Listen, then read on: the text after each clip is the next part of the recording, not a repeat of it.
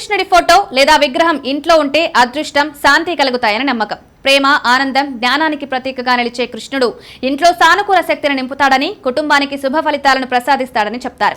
శ్రీకృష్ణుడు ప్రేమకు, సంతోషానికి ప్రతిరూపం. ఆయన చిత్రపటం లేదా విగ్రహం ఇంట్లో ఉంటే కుటుంబ సభ్యుల మధ్య ప్రేమ, సామరస్యం పెరుగుతాయని నమ్ముతారు. ఇంట్లో ప్రశాంత వాతావరణం నెలకొంటుంది.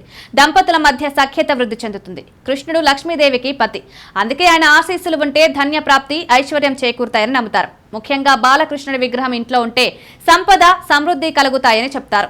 వ్యాపారంలో లాభాలు, ఉద్యోగంలో పురోగతి లభిస్తుంది. కృష్ణుడు జ్ఞానానికి, బుద్ధికి అధిపతి.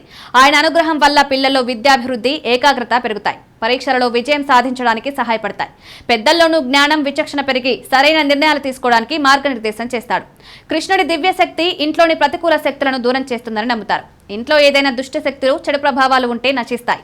సానుకూల వాతావరణం ఏర్పడి కుటుంబ సభ్యులకు రక్షణ లభిస్తుంది. మహాభారత యుద్ధంలో అర్జునుడికి మార్గనిర్దేశం చేసినట్లుగా కృష్ణుడు తన భక్తులకు కష్ట సమయాల్లో ధైర్యాన్ని, ఆత్మవిశ్వాసాన్ని ప్రసాదిస్తాడు. ఎలాంటి క్లిష్ట పరిస్థితులైనా ఎదుర్కొనే శక్తినిస్తాడు.